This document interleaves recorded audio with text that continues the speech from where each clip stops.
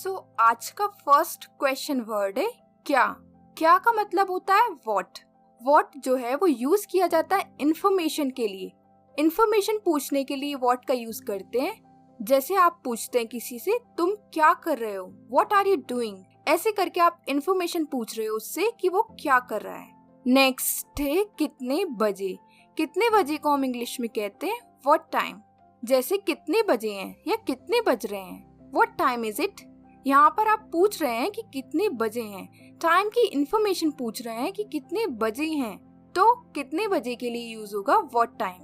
Next है किस लिए। किस लिए को हम इंग्लिश में कहते हैं व्हाट फॉर। जैसे वाइफ कह रही है अपने हस्बैंड से कि मुझे नई कार चाहिए, I want a new car, तो हस्बैंड ने कहा किस लिए, व्हाट फॉर। तो यहाँ पर मैं आपको बता देती हूँ किस लिए का यूज आप रीजन के लिए करते हैं कि क्यों चाहिए, किस लिए चाहिए, ये पता करना हो तब आप व्हाट फॉर का यूज करेंगे रीजन के लिए। नेक्स्ट है कब।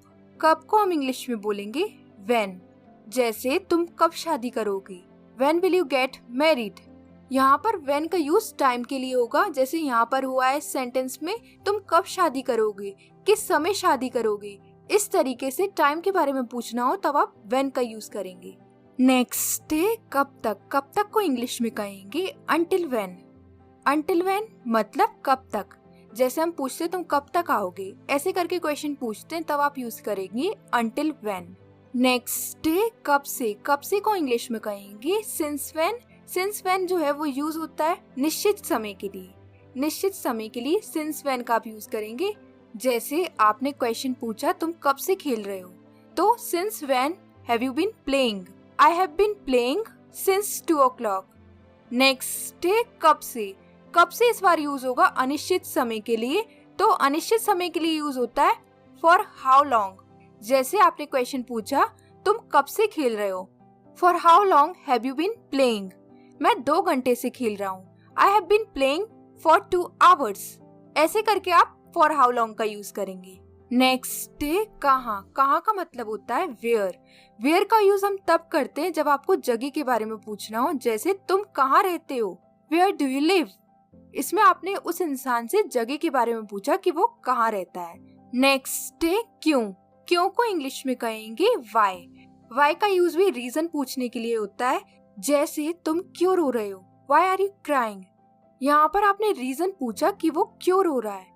नेक्स्ट है कौन। कौन को इंग्लिश में कहेंगे हु।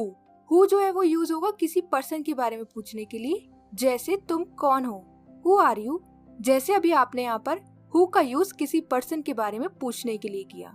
और अगर आपको ये वीडियो यूजफुल लग रहा है तो इस वीडियो को लाइक शेयर कीजिए, क्योंकि आपके लाइक शेयर करने से मुझे मोटिवेशन मिलता है और भी वीडियो बनाने का। सो प्लीज इस वीडियो को लाइक शेयर कीजिए और चैनल को सब्सक्राइब करके बेल आइकन जरूर ऑन कर दीजिए, जिससे आपको हमारी कोई भी वीडियो मिस ना हो। नेक्स्ट है कौन सा। कौन सा को इंग्लिश में बोलेंगे विच। जैसे विच जो है वो यूज होता है चॉइस के लिए, चुनने के लिए। जैसे तुम्हें कौन सी बुक चाहिए, which book do you want. जैसे अभी आपके पास यहाँ पर ऑप्शन है चूज करने का कि आपको कौन सी बुक चाहिए, तो विच का यूज होता है चुनने के लिए। नेक्स्ट है किसका। किसका को इंग्लिश में कहेंगे हुज। हुज मतलब किसका। हुज का यूज हम मालिकाना हक पूछने के लिए करते हैं। जैसे ये किसकी पतंग है, हुज काइट इज दिस। यहाँ पर आपने पूछा है इस पतंग पर किसका मालिकाना हक है, तो मालिकाना हक दिखाने के लिए यूज होगा हुज का। नेक्स्ट है किसको या किसे। किसको या किसे को इंग्लिश में बोलेंगे whom। whom मतलब किसको या। नेक्स्ट है किसके साथ। किसके साथ को इंग्लिश में बोलेंगे with whom। with whom जैसे हम बोलते हैं तुम किसके साथ गए, तो वहाँ पर यूज होगा with whom। और किसके लिए इसको इंग्लिश में बोलेंगे for whom। नेक्स्ट है किसके बारे में। इसको इंग्लिश में बोलेंगे about whom। और किसके द्वारा। किसके द्वारा को इंग्लिश में बोलेंगे by whom। नेक्स्ट है कैसा। कैसा को इंग्लिश में कहेंगे how। how मतलब कैसा। how का यूज हम किसी का हाल चाल पूछने के लिए करते हैं। जैसे तुम कैसे हो, हाउ आर यू। यहाँ पर आपने किसी का हाल चाल पूछा कि वो कैसा है। नेक्स्ट है कितना। कितना को इंग्लिश में कहेंगे हाउ मैनी। हाउ मैनी मतलब कितना। और हाउ मैनी का यूज काउंटेबल नाउन के साथ किया जाता है, जिसे आप गिन सकते उसे हम कहते हैं काउंटेबल नाउन। जैसे कितनी किताबें, कितनी किताबें, यहाँ पर आप किताबों को गिन सकते हैं तो इसे बोलेंगे हाउ मैनी बुक्स। नेक्स्ट है कितना, कितना का यहाँ पर मतलब है हाउ मच, और हाउ मच का यूज हम अनकाउंटेबल नाउन के साथ करते हैं। अनकाउंटेबल नाउन का मतलब होता है जिसे हम गिन ना सके, जैसे दूध वगैरह को हम नहीं गिन सकते, पानी वगैरह को हम नहीं गिन सकते, तो उसके साथ होगा यूज हाउ मच। जैसे कितना पानी, how much water, how much water. Next है कितना दूर, कितना दूर का मतलब है हाउ फार। हाउ फार का यूज दूरी बताने के लिए होगा, जैसे तुम्हारा घर कितना दूर है यहाँ से, तो आप बोलोगे how far is your house from here. आप पूछ रहे हो कितनी दूरी पर है, तो दूरी के लिए यूज होगा हाउ फार। नेक्स्ट है कितनी बार, कितनी बार को इंग्लिश में कहेंगे हाउ ऑफन, हाउ ऑफन। जैसे तुम कितनी बार अपने बालों को धोते हो, how often do you wash your hair.